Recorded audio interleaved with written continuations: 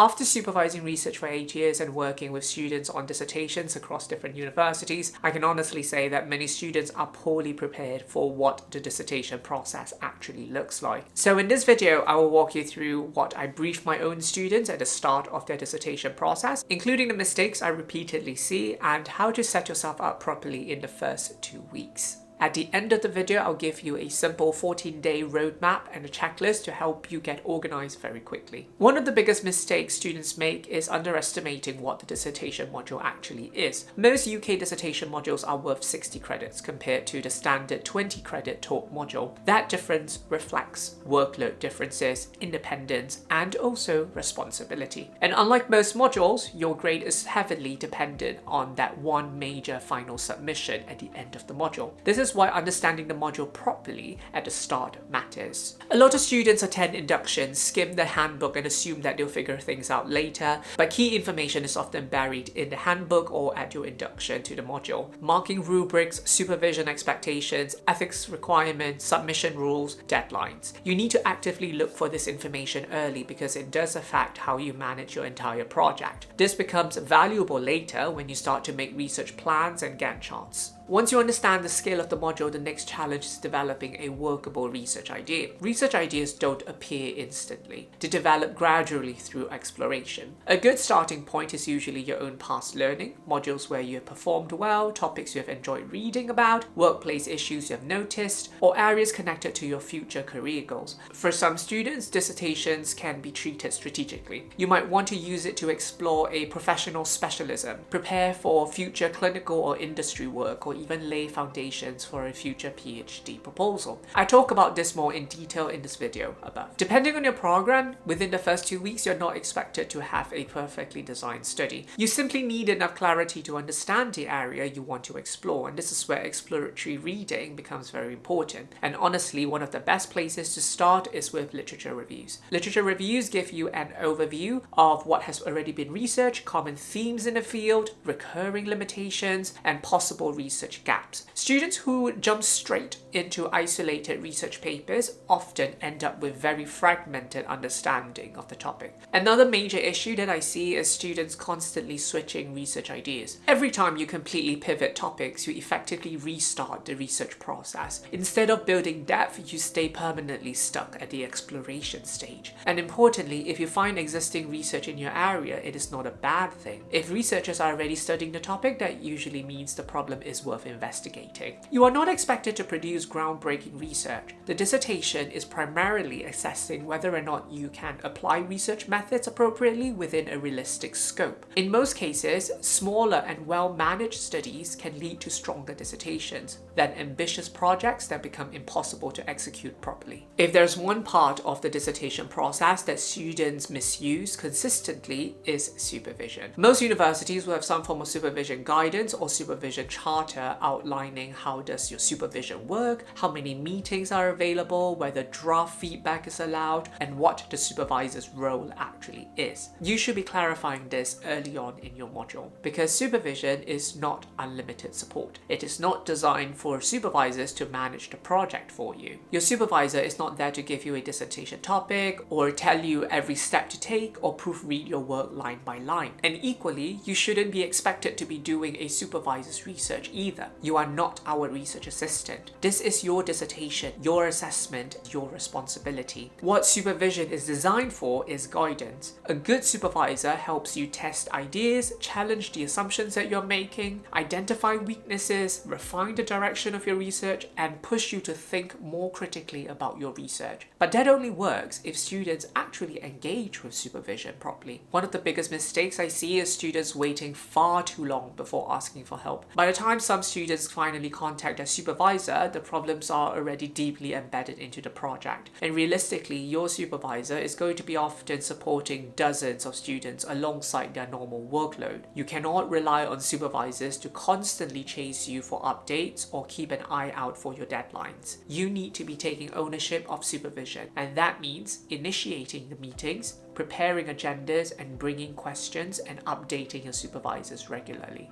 Even a short 15-minute check-in is useful because you are maintaining momentum and accountability with your own research. Another misconception is expecting supervisors to correct everything: grammar, paragraph structure, sentence phrasing, and so on. That again is not the role of supervision. Supervision is about guidance and not the supervisor owning your research. You are steering the project. The supervisor is there to help you stay on course. And students who usually get most value from supervision are not the most dependent students. They are the students who use supervision strategically and consistently throughout the project. Your goal in the first 2 weeks is not to design a perfect dissertation. Your goal is to build clarity, direction, and momentum. Here's the roadmap that I give my own students for the first 2 weeks. Day 1 is about understanding the module. Read the handbook properly. Identify deadlines, ethical requirements, marking criteria, supervision expectations, word count requirements. By the end of your day 1, you should understand how the module actually works. Day 2 to 4 is where you explore research directions. Brainstorm broad research areas based on the modules you enjoy, workplace issues, career interests, or future academic goals. By the end of day 4, you should have 2 to 3 possible research directions or research ideas. Days 5 to 9, explore the literature. Start reading literature reviews and recent papers related to your ideas. Focus on understanding what has already been researched, recurring themes, and possible gaps. By the end of day 9, you should have narrowed your focus down to 1 to 2 research ideas. Days 10 to 12 is where you refine the direction further. Choose one main research idea, start collecting key papers and clarifying the research problem, the context, and possibly the scope of the study. By the end of day 12, you should be able to clearly explain your research direction. Days 13 to 14 is where you start to prepare for supervision. Around this time is when supervision begins, and also if you haven't got a research idea yet, supervision is going to be very limited in its value. Prepare a short summary of your research idea, identify the key papers that you have read and questions you want to discuss with your supervisor, and then send it over to them before you meet them. By the end of day 14, you should feel prepared to properly begin developing the dissertation. This roadmap can be downloaded for free from my resource hub on my website. I've left the link in the description below. I am Dr. Ken Yan Wong. I teach research at 2 UK universities and I run a business supporting masters and PhD students on their research. If you'd like to work with me one-on-one on your research design or you need help with your research, my website is below. Subscribe if you want to see more tools and dissertation tips for masters and PhD students, and drop a comment if you're starting your dissertation soon. You'll probably find my previous video on dissertation mistakes really helpful too. I will see you in the next video. Goodbye!